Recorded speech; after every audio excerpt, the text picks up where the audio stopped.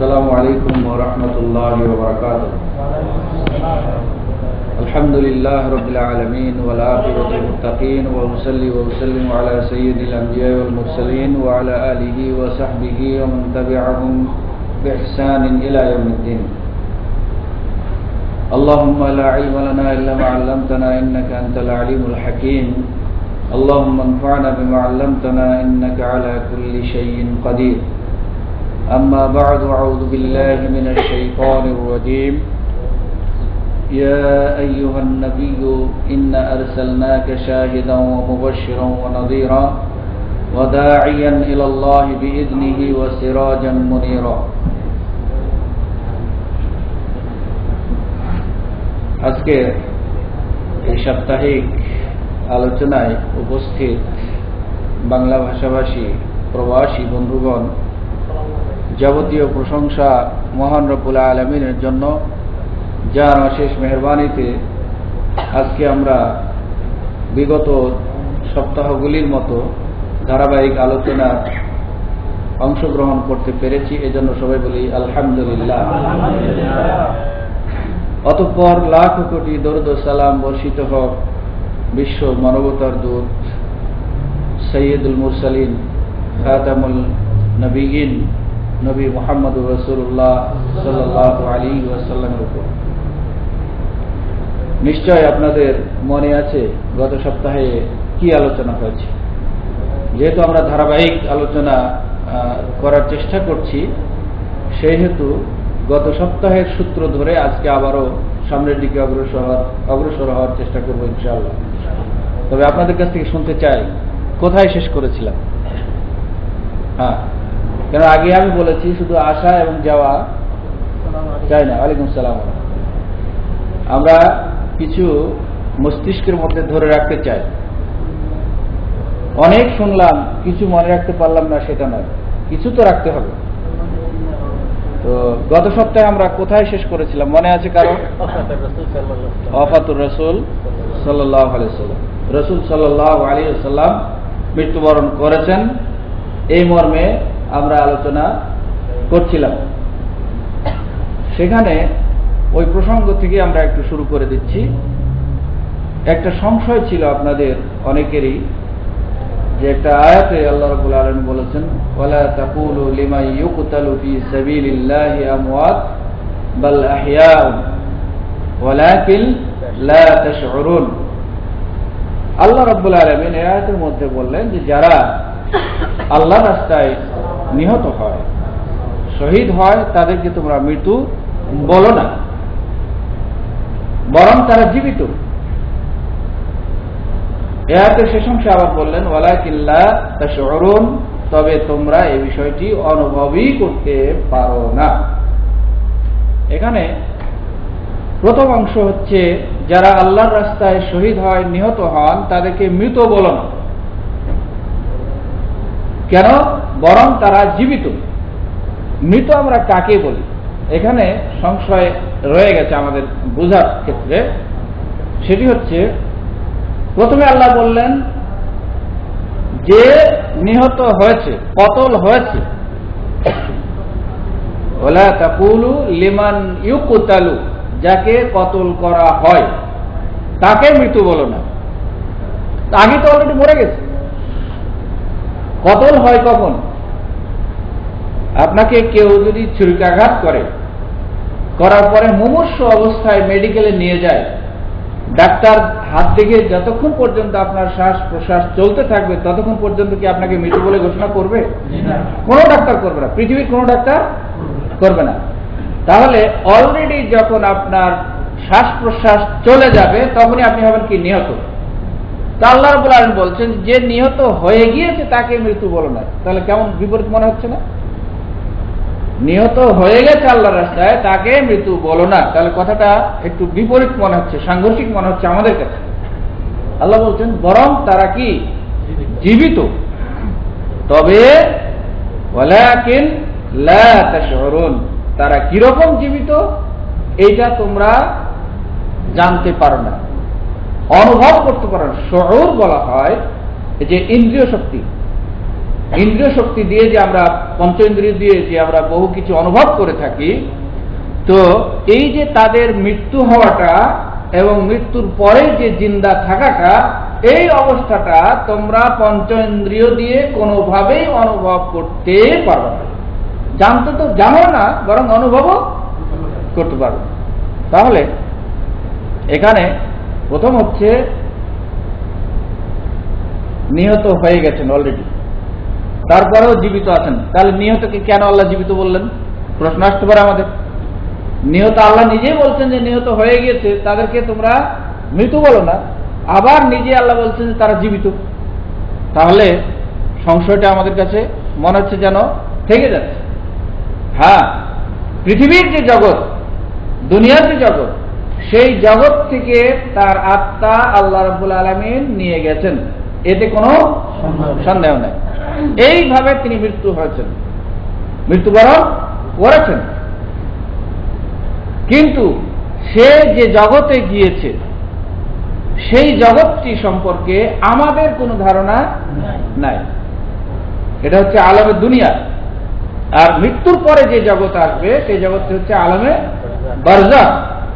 বারজাখ সম্পর্কে আমরা তো কোনো চিন্তাই করতে পারি না যে সেখানে কিভাবে চলাফেরা করছেন, কিভাবে খাওয়া দাওয়া করছেন, কিভাবে সংসার জীবন পরিচালনা করছেন, এইরকম চিন্তা আমাদের দ্বারা সম্ভব নয়। অতএব যেই জগৎ সম্পর্কে আমরা অনুভবই করতে পারি না, সেই জগতের জিন্দা থাকার, মৃত্যু হওয়া নিয়ে আমাদের চিন্তা করে মস্তক খারাপ করার যুক্তি নাই। বুঝা গেছে? তাহলে যারা মৃত্যুবরণ করেছেন তারা দুনিয়ার জিন্দেগি থেকে মৃত্যুবরণ করে গিয়েছেন, আর ওই জগতে গিয়ে কি করছেন, কি অবস্থায় আছেন, এটা আমরা জানি না। এ ব্যাপারে আল্লাহ কিছু বলেন নাই, রাসূল সাল্লাল্লাহু আলাইহি ওয়াসাল্লামও কিছু বলেন নাই যে সেই জগতে এরকম এরকম কাজ করছে। আমি একদিন বাংলাদেশের একজন বিশিষ্ট খ্যাতিসম্পন্ন বলতে হয়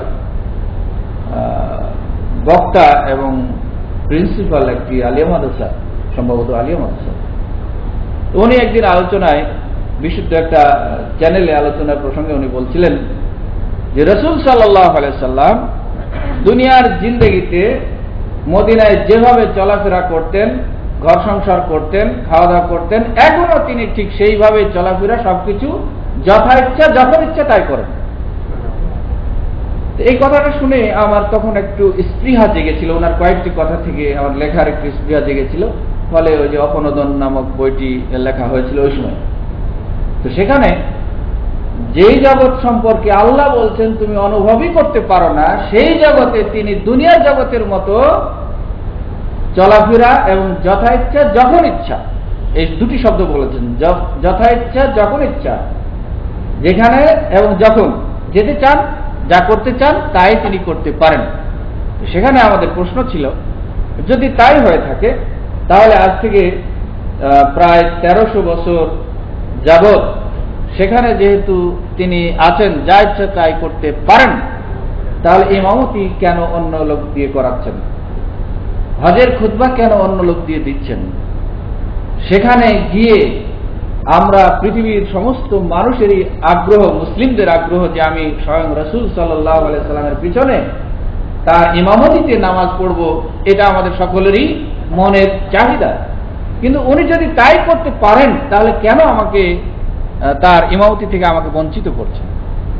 এরপরে আজকে আপনি যে মজলিসে একটি খাস চেয়ার রেখে দিচ্ছেন তার জন্য, তার সম্মানে হঠাৎ করে দাঁড়িয়ে যাচ্ছেন, কিয়াম যেটাকে আমরা বলে থাকি, তো সেখানে বিশ্বাস রাখছেন এই যে তিনি অলরেডি আমাদের কাছে এসে গিয়েছেন, এখন তাকে সম্মান জানানোর জন্য আমাদেরকে দাঁড়াতে হচ্ছে।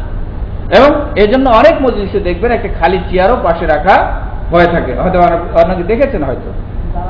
তো পাশে যে চেয়ারটি রাখা হচ্ছে, সেই চেয়ারে আপনাদের ধারণা অনুযায়ী তিনি নবী মুহাম্মদ সাল্লাল্লাহু আলাইহি ওয়াসাল্লাম এসে বসলেন। অতএব আপনাদের কাছে আমাদের অনুরোধ যে আজকে ওই মজলিসে মিলাদ আপনি আর পড়ায়েন না। মিলাদ স্বয়ং রাসূল সাল্লাল্লাহু আলাইহি ওয়াসাল্লাম যদি আমাদের মিলাদ পড়ান, তাহলে সেটা বেশি ভালো না? অতএব অন্য কাউকে দিয়ে মিলাদ পড়ানোর চাইতে সরাসরি রাসূল সাল্লাল্লাহু আলাইহি সাল্লাম আমাদের মিলাদ মাহফিল পরিচালনা করবেন, এটাই আমাদের দাবি। কিন্তু তা কেন করেন না? এরপরে ওইখানে যে আলোচনা করেন, সেই আলোচনাটা সরাসরি রাসূল সাল্লাল্লাহু আলাইহি সাল্লামকে যেহেতু চেয়ারে বসিয়ে রেখেছেন, সেহেতু তাকে দিয়ে করাচ্ছেন না কেন? তারপরে খাওয়ার সময় কেন রাসূল সাল্লাল্লাহু আলাইহি সাল্লামকে খাবার দিচ্ছেন না? খেতে খেতে তো আমরা উদরপূর্তি করে ফেলছি, যাওয়ার সময় আবার কিছু টাকাও নিয়ে যাচ্ছি। সুতরাং বিবেকবানদের কাছে যদি প্রশ্ন করা হয় তাহলে অবশ্যই এটা অনুধাবন করতে পারবেন যে সুতরাং যে জগতের জিন্দার কথা বলা হচ্ছে সেই জগৎটি এই জগৎ নয়, এবং এই জগতের চলাফেরার সাথে সেই জগতের কোনো সম্পর্ক নাই। এটাই আমাদেরকে বুঝতে হবে।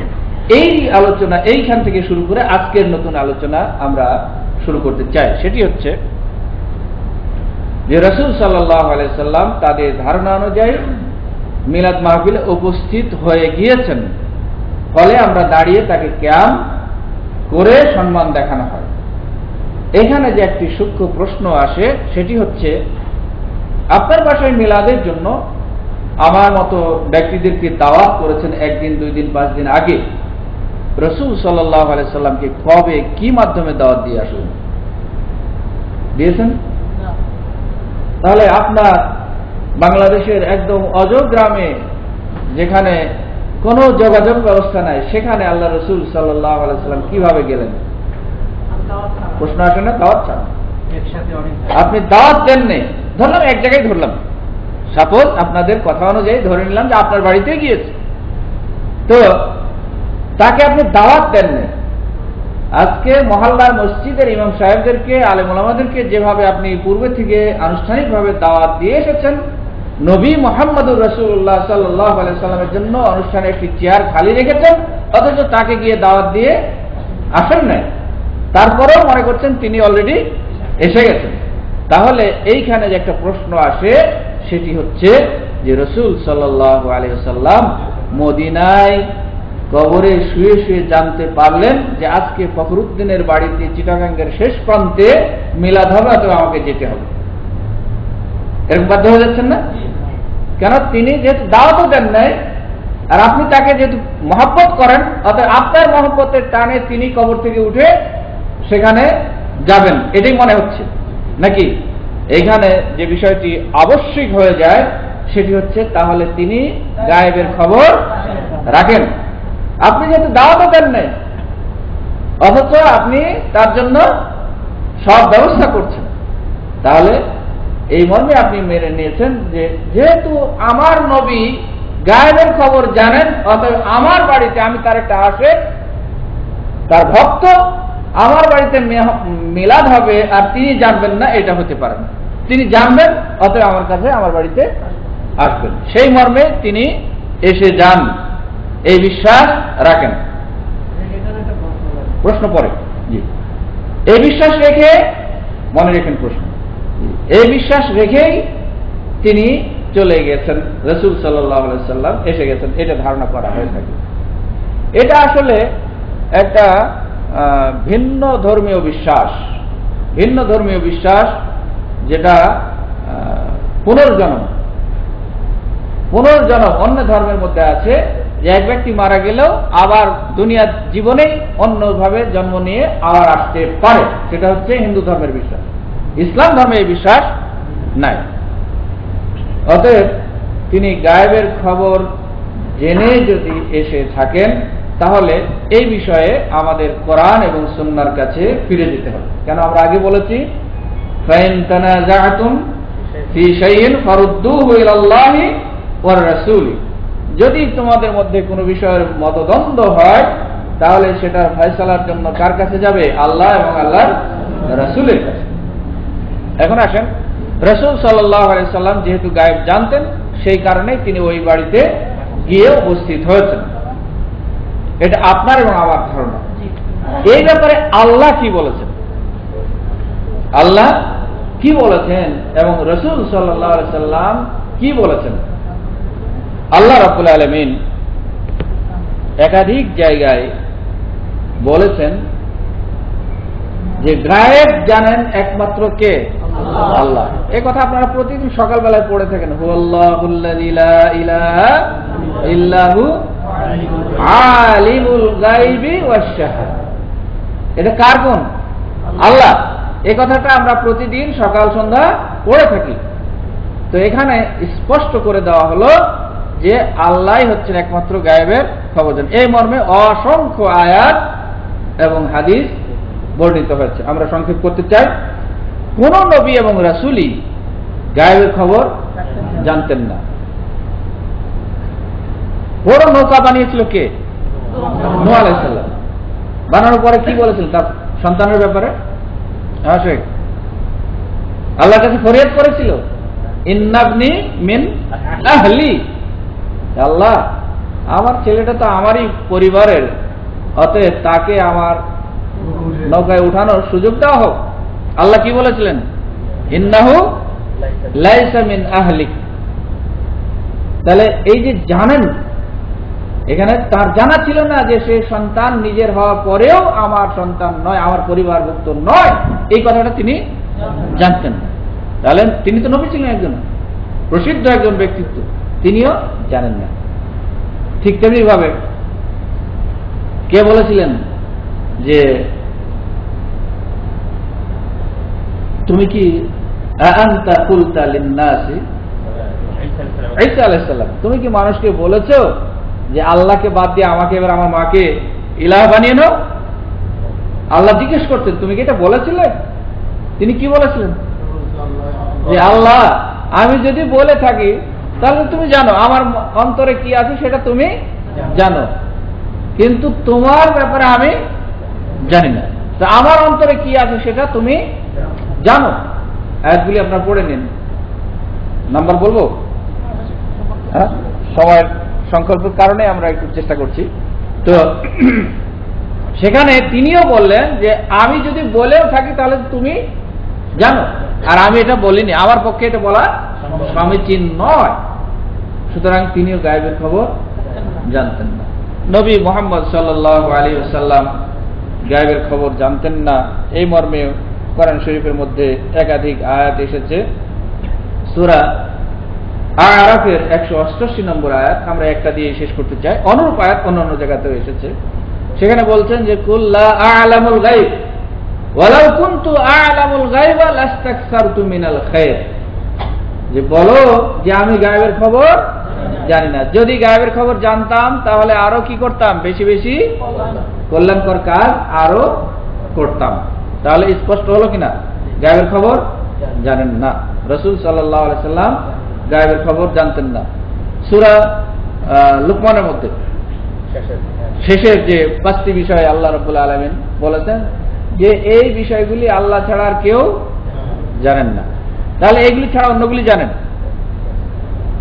প্রশ্ন আসে যে আল্লাহ বললেন যে এই 5টি বিষয় ছাড়া, এই 5টি বিষয় আল্লাহ ছাড়া আর কেউ জানে না, তাহলে এই 5টি ছাড়া অন্য বিষয় জানতে পারে? আমাদের মনে সংশয় আসতে পারে। হ্যাঁ, সংশয় আসতে পারে, এটা স্বাভাবিক। কিন্তু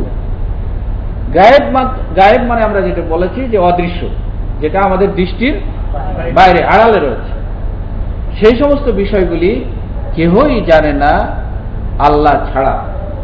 যারা জানেন, যারা বলেন, তারা আল্লাহ যদি তাদেরকে জানিয়ে থাকেন তাহলে সেটুকু বলতে পারেন। সংশয় যেটা, সেটা হলো কোরআন শরীফে আয়াত মেনে নিলাম, ঠিক আছে আল্লাহ ছাড়া কেউ গায়েব জানেন না, এবং রাসূল সাল্লাল্লাহু আলাইহি সাল্লাম গায়েব জানতেন না, এটা মানলাম। কিন্তু তিনি একাধিক ভাবে অসংখ্য হাদিসে কিভাবে ভবিষ্যতের কথা বললেন যে কিয়ামতের আগে এই ঘটবে, বলেন না? বিশুদ্ধ হাদিস। তাহলে গায়েব না জানলে কেমন করে বললেন? তিনি গায়েব না জানলে কেমন করে বললেন যে আগামী কালকে উহুদের ময়দানে এখানে অমুকের কবর হবে, ওখানে অমুকের কবর হবে, এখানে অমুকের কবর হবে? কিভাবে বললেন? খয়বরের যুদ্ধে কিভাবে বললেন আগামী কালকে অমুকের হাতে বিজয় হবে? যদি গায়েব না জানতেন তাহলে কেমনে বললেন? প্রশ্ন আসে আপনাদের, আসতে স্বাভাবিক। সুতরাং এর জবাব কি? জবাব হচ্ছে আল্লাহ রাব্বুল আলামিন সূরা জিন্নের 26 নম্বর আয়াতে বলে দিয়েছেন, আলিমুল গায়ব ফালা ইউযহিরু আলা গায়বিহি আহাদা ইল্লা মান ইরতাদা মিন রাসূল। আলিমুল গায়ব হচ্ছেন কে? আল্লাহ একমাত্র। এই বিষয়ে কাউকে অবহিত করেন না তিনি। তবে ইল্লা মান ইরতাদা মিন রাসূল, রাসূলদের মধ্যে যার প্রতি সন্তুষ্ট হয়ে তাকে যতটুকু অবহিত করান ততটুকুই জানেন। বুঝে গেছে? তাহলে ওই যে সংশয়, রাসূল সাল্লাল্লাহু আলাইহি ওয়াসাল্লাম কিভাবে বললেন কিয়ামতের আলামত এইগুলি, এতদিন আগে কিভাবে বললেন? জবাব হচ্ছে ওই আয়াত। ওই আয়াতে আল্লাহ রাব্বুল আলামিন স্পষ্ট বলে দিলেন যে আমি আল্লাহ রাসূলের প্রতি সন্তুষ্ট হয়ে তাকে যতটুকু অবহিত করি ততটুকুই সে জানতে পারে এবং সে অনুযায়ী তোমাদেরকে অবহিত করায়। এই মর্মে কোরআন শরীফে তো আপনারা পড়েছেন, ওমা ইয়ান্তিকু আনিল হাওয়া ইন হুয়া ইল্লা ওয়াহি ইউহা। ওয়াহি যতক্ষণ পর্যন্ত তার কাছে অবতীর্ণ না হয়, আল্লাহর প্রত্যাদেশ যতক্ষণ পর্যন্ত তার কাছে না আসে ততক্ষণ পর্যন্ত তিনি কোনো বিষয়ে অবহিত করেন না। যদি দেখেন গায়েব যদি জানতেন তাহলে আপনারা জানেন না একটা বিশেষ ঘটনা, ইফকের ঘটনা, মিথ্যা অপবাদের ঘটনা, উম্মুল মুমিনিন আয়েশা রাদিয়াল্লাহু তাআলা আনহার ব্যাপারে যে সমস্ত মানুষেরা মিথ্যা অপবাদ দিয়েছিল, সেই ঘটনাকে কেন্দ্র করে মদিনার আকাশ বাতাস যেন বাড়িঘর থমথমে হয়ে গিয়েছিল, নিস্তব্ধ হয়ে গিয়েছিল, সমাজ যেন একটা কেমন কলুষিত হয়ে গেছিল। নবী মুহাম্মদুর রাসূলুল্লাহ সাল্লাল্লাহু আলাইহি ওয়াসাল্লাম পেরেশান হয়েছিলেন, অশান্তিতে ভুগছিলেন। কি যেন ঘটে গেল, কি হয়ে গেল। তিনি প্রাণ প্রিয় স্ত্রীর সাথে সম্পর্ক আস্তে আস্তে কমাতে থাকলেন। মা আয়েশা রাদিয়াল্লাহু তাআলা আনহা বুঝতে পারছেন না যে ঘটনাটা কি কারণে আল্লাহ রাসূল সাল্লাল্লাহু আলাইহি ওয়াসাল্লাম আমাকে এইভাবে আস্তে আস্তে বর্জন করে চলছেন। এক পর্যায়ে যখন তিনি শুনলেন তখন হাদিসগুলি পড়ে দেখেন তিনি কাঁদতে কাঁদতে চোখ শুকিয়ে গিয়েছিল, আর পানি আসতো না। তার বাবা মা বলছেন যে মনে হচ্ছিল যে আজকে তার কলিজা ফেটে মারা যাবে, পানি আর আসছে না, শুকিয়ে গেছে কান্নায় কান্নায়। যে এক পর্যায়ে দীর্ঘদিন পরে আল্লাহ রাব্বুল আলামিন আরশে আজিম থেকে মদিনার সমস্ত এই আনাগোনা কানাকুশি দূর করে দিলেন। কিসের মাধ্যমে? ওহীর মাধ্যমে। তিনি যদি গায়েব জানতেন যে আমার স্ত্রী পুত পবিত্র, জানতেন, তার বিশ্বাস ছিল, কিন্তু যেহেতু সকলের মুখে ছড়িয়ে গেছে ঘটনা, অতএব তিনি নির্ভর করতে পারছেন না। গায়েবী শক্তির বলে তিনি জোর করে বলতে পারছেন না যে না আমার স্ত্রী সঠিক, তোমরা যারা বলছো তারা মিথ্যা বলছো, একথা বলতে পারছেন না। কেন? তিনি ওহী ছাড়া কিছু বলতেন। তাহলে যদি গায়েব জানতেন তাহলে এইরকম পরিবেশ আর সৃষ্টি হতো না। বুঝা গেছে? তেমনি ভাবে গলার হার হারিয়ে গেল, যদি হারিয়ে যাবে, গায়েব জানেন। আজকে আপনারা এখানে বসে বসে আঙ্গুলে তেল দিয়ে বাংলাদেশের কোথায় গরু নিয়ে দৌড়ছে চোর সেটা দেখতে পাচ্ছেন, আর নবী মুহাম্মদুর রাসূলুল্লাহ সাল্লাল্লাহু আলাইহি ওয়াসাল্লাম এটা খুঁজে পেতেন না, গায়েব জানতে পারতেন না, জানেন না। আল্লাহ যতটুকু জানিয়েছেন ততটুকু তিনি বলতে পেরেছেন। ঠিক তেমনি ভাবে মসজিদে জিরার সূরা তাওবার মধ্যে আল্লাহ রাব্বুল আলামিন সেখানে বলেছেন কিছু নেতৃত্ব ছিল, নেতৃস্থানীয় ব্যক্তি ছিল, আজকেও এরই সূত্রধারা রয়েছে আমাদের সমাজে। ওই পাড়ার মসজিদে সলিমুল্লাহদের মসজিদে আমরা নামাজ পড়ব না, আমরা কলিমুল্লাহরা আবার একটা মসজিদ বানাবো। এটা আজকের নয়, সেকাল থেকেই ছিল। স্বয়ং নবী মুহাম্মদুর রাসূলুল্লাহ সাল্লাল্লাহু আলাইহি ওয়াসাল্লামের জিন্দেগিতে সম্ভবত 12 জন নেতা মিলে আরেকটা মসজিদ তৈরি করেছিল, বিতর্কিত মসজিদ, জেরার মসজিদ। তো জেরার মসজিদে একটি মসজিদ আছে, সেখানে কোনো সমস্যা নাই, শুধু ব্যক্তিগত সম্পর্ককে কেন্দ্র করে মসজিদ আলাদা করে নামাজ পড়ব, এইভাবে মসজিদ করা ইসলামের নাজায়েজ। তো তারা খুব কৌশলে একটা মসজিদ নির্মাণ করেছিল, করার পরে উদ্বোধনের জন্য নবী মুহাম্মদ সাল্লাল্লাহু আলাইহি সাল্লামকে দাওয়াত দিয়েছে। তিনি তো গায়েব জানেন না, তিনি গিয়েছেন, অলরেডি চলে গিয়েছেন মসজিদে, নামাজ পড়বেন। এই সময় আল্লাহ রাব্বুল আলামিন আয়াত নাজিল করে দিলেন, সূরা তওবার বেশ কয়েকটি আয়াত, 3-4টি আয়াত নাজিল করে দিলেন, যে বললেন যে এরা এই মসজিদ বানিয়েছে জেরার মসজিদ, বিতর্কিত মসজিদ, এই মসজিদে তুমি নামাজ পড়ো না। তাহলে তিনি যদি গায়েব জানতেন তাহলে সেই পর্যন্ত আর যাওয়া দরকার ছিল না। বোঝা গেছে? ঠিক তেমনি ভাবে কার কবরের পাশে গিয়ে নামাজ পড়তে চেয়েছিলেন? হ্যাঁ, ইবনে সালুল, মুনাফিক। এই মুনাফিক চেয়েছিল যে আল্লাহর রাসূল আমার কবরের পাশে দাঁড়িয়ে নামাজ পড়ুক, অর্থাৎ তার আত্মীয় স্বজনরা চেয়েছিল যে রাসূল সাল্লাল্লাহু আলাইহি সাল্লাম এসে যদি নামাজ পড়ে, দোয়া করে, তাহলে তাকে মাফ করে দেওয়া হবে। এই ধারণা নিয়ে তিনি তাদের আহ্বানে গিয়ে কি করলেন? কবরের পাশে দাঁড়িয়ে নামাজ পড়ার জন্য প্রস্তুতি নিচ্ছেন। আল্লাহ রাব্বুল আলামিন আরশে আজিম থেকে বলে দিচ্ছেন যে না, এই মুনাফিকের নামাজ পড়া যাবে না, তুমি দোয়া করতে পারবে না। বলেন ওয়ালাউ তাস্তাগফির লাহুম ৭০ মাররা, ৭০ বারও যদি তুমি তার জন্য ক্ষমা প্রার্থনা করো, আল্লাহ রাব্বুল আলামিন তোমার ক্ষমা কবুল করবেন না ওই ব্যক্তির ব্যাপারে। সুতরাং যদি গায়েবের খবর জানতেন তাহলে সেখানে আর যেতেন না। যাওয়ার পরে আল্লাহ রাব্বুল আলামিন তাকে হুঁশিয়ার করে দিলেন। যদি গায়েব জানতেন তাহলে উহুদের প্রান্তে কি হতো না? যদি গায়েব জানতেন উহুদের প্রান্তে যে সমস্ত সাহাবীগণ নিখোঁজ হয়েছিলেন, সেই সমস্ত সাহাবীদেরকে খোঁজার জন্য তিনি লোক পাঠাতেন না, দেখো খুঁজে দেখো কোথায় আছে, বরং সরাসরি বলে দিতেন যে দেখো অমুক ওইখানে শুয়ে আছে, অমুক জায়গায় পড়ে আছে, এই কথা বলতেন। তার মানে গায়েব তিনি জানতেন না। গায়েব জানতেন না এই মর্মে অসংখ্য কোরআন এবং হাদিসের দলিল, কোরআন এবং হাদিসের অসংখ্য দলিল রয়েছে। একটি হাদিস আমরা শুনিয়ে দিতে চাই, মা আয়েশা রাদিয়াল্লাহু তাআলা আনহার একটি হাদিস, সহিহ মুসলিম শরীফের হাদিস।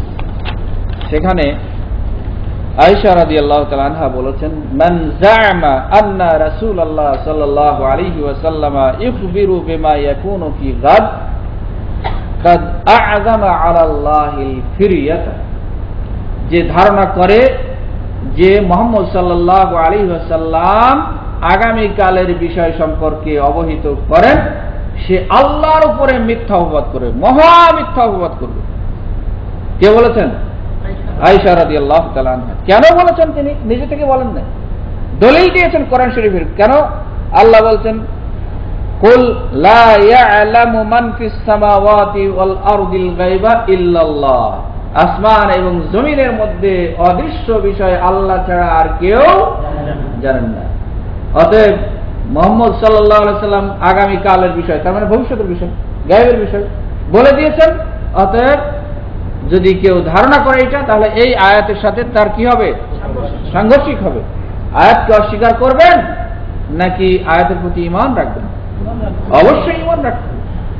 সুতরাং সমন্বয় যদি আমরা করতে চাই, যে সমস্ত বিষয় তিনি গায়েবে বলেছেন, অদৃশ্যের খবর দিয়েছেন, সেটার দলিল স্পষ্ট ওইটা যে সূরা জিন্নের মধ্যে আল্লাহ বলে দিয়েছেন, আলিমুল গায়বি ফালা ইযহিরু আলা গায়বিহি আহাদান ইল্লা মান ইরতাদা মিন রাসূল, রাসূলদের মধ্যে থেকে যার প্রতি সন্তুষ্ট হয়ে যতটুকু অবহিত করান ততটুকুই শুধু তিনি জানতে পারেন।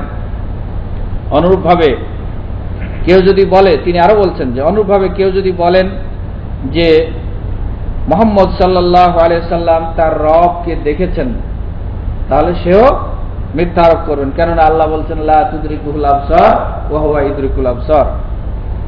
এভাবে আমরা যদি হাদিসগুলি দেখি তাহলে দেখা যাচ্ছে যে আল্লাহ ছাড়া গায়েবের খবর আর কেউ জানেন না। সুতরাং রাসূল সাল্লাল্লাহু আলাইহি ওয়াসাল্লাম সম্পর্কে আমাদের এই বিশ্বাস রাখতে হবে যে তিনি সত্তায় গায়েব জানতেন না।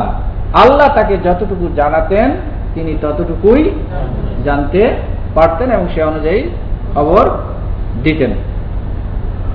আজকে এ পর্যন্ত থাক, যেহেতু সময় কম। আমাদের পরবর্তী যে বিষয়টি, আল্লাহ যদি হায়াতে বাঁচায়, সেদিন প্রশ্ন এসেছিল যে নবী সাল্লাল্লাহু আলাইহি ওয়াসাল্লাম নূরের নবী, এটা নিয়ে আগামীতে আল্লাহ হায়াতে বাঁচালে পরবর্তী ক্লাসে আলোচনা করার চেষ্টা করব। ওমা তৌফিক ইল্লা বিল্লাহ। কিছু কিছু ভাই প্রশ্নের জন্য হাত উঠাচ্ছিলেন, বলতে পারেন।